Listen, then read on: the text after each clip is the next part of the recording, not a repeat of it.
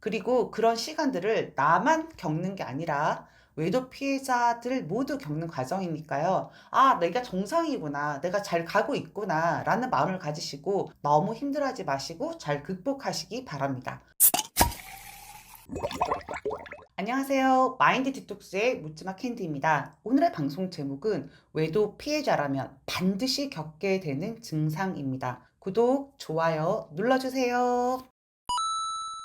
여러분들 어떤 증상일까요? 외도 피해자들이 겪게 되는 여러 가지 감정과 기분들은 말하지 않아도 다들 아시죠? 분노, 외로움, 슬픔, 아픔, 단절감, 두려움, 불안감 등 여러 가지 좋지 않은 부정적인 감정들은 다 생기게 됩니다. 이런 여러 가지 감정들을 다 겪으면서 남편이 바람났다는 사실을 겸허히 받아들이고 인정하고 해결해 가기 위해서 정신을 조금씩 차리게 됩니다. 누가 봐도 참 많이 괜찮아졌다라는 생각도 들고 나 자신도 외도에 대해서 별다른 감정이 없어진 것 같이 평온해진 것 같은 생각이 들기도 합니다. 그런데 어쩌면 괜찮다, 괜찮다 스스로 위안을 하면서 내 감정들을 억누르고 외면한 건지도 모릅니다. 마디 카페 회원들 중에서 또 엄청 긍정적으로 잘 생활하고 게시물도 올리고 뿜뿜하고 하다가 갑자기 짧게는 몇 주에서 몇 달간 사라져버리는 경우들이 있습니다. 이분들이 짜잔 하고 다시 나타나서는 근황보고 뭐라는 제목으로 동굴을 파다가 왔다라고 말씀을 자주 하시거든요. 동굴을 판다라는 것은 어떤 의미일까요? 혼자 우울한 기분에 점점 빠져들어서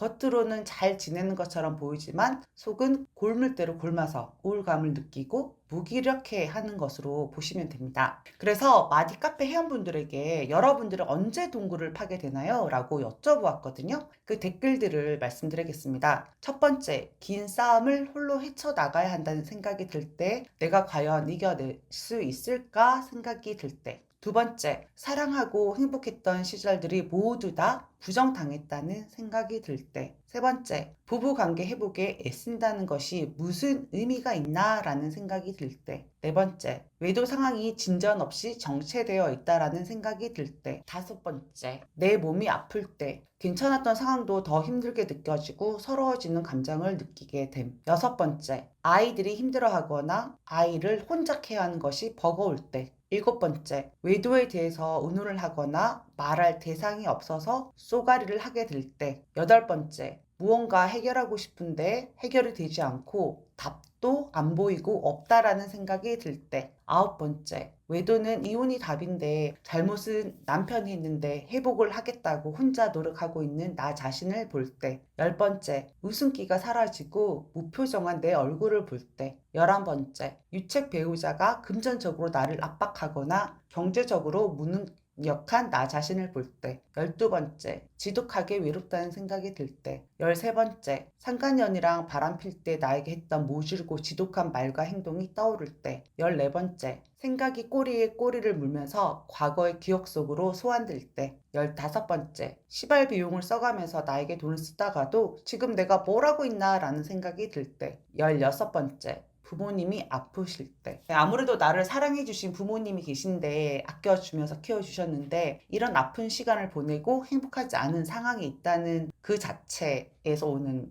기분이겠죠. 그리고 부모님까지 이때 아프시면은 속이 더 상하지 않을까라는 생각을 하게 됩니다. 네, 이상 댓글로 언제 동굴을 파는지에 대해서 알아보았습니다. 여러분들 다들 경험해 보셨죠? 슬픈 감정을 억지로 억누르면 극심한 현타가 옵니다. 특히 부부관계 회복이나 외도 대처에 빠르게 잘하신 분들이 뒤늦게 오는 경우들이 많습니다. 본인의 감정보다는 이성적으로 접근을 해서 문제를 해결하기 위해서 애썼기에 뒤늦게 현타가 오는 것입니다. 무기력해지고 잠만 자고 싶고 게을러지고 사람들 만나는 거가 싫어지거든요. 대인 기피증이 생기는 거죠. 우울증 증상과 비슷하다고 보시면 됩니다. 이럴 때 마인드 디톡스에서 같은 상황에 놓인 분들과 서로 소통하고 감정을 풀어내고 일상을 나누면서 많은 도움이 되었다는 내용들이 많았거든요. 동굴을 판다고 나아지는 것은 없습니다. 차라리 유채기를 동굴에 파묻는 게 낫겠죠. 하지만 저는 그런 시간은 또 그런 시간대로 의미가 있다고 생각을 합니다. 의욕이 없고 에너지가 없으면 그냥 널브러져 있을 수밖에 없습니다. 충분히 그런 감정 속에 파묻혀서 지내다가 에너지가 조금이라도 생기면 그 동굴에서 나오시면 됩니다.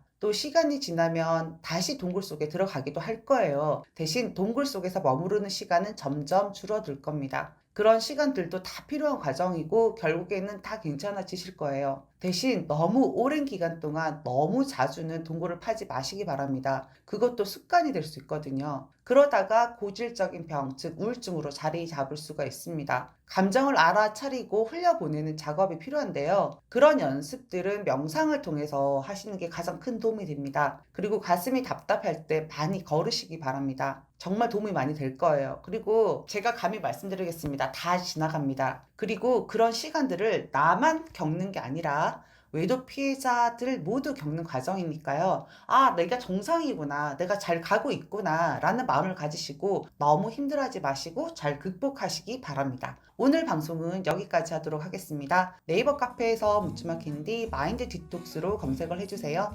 상담을 통해서 여러분들의 문제 해결에 실질적인 솔루션을 제공해 드리겠습니다. Have a sweet mind detox. 다음 방송일에 우리 또 만나요. 안녕.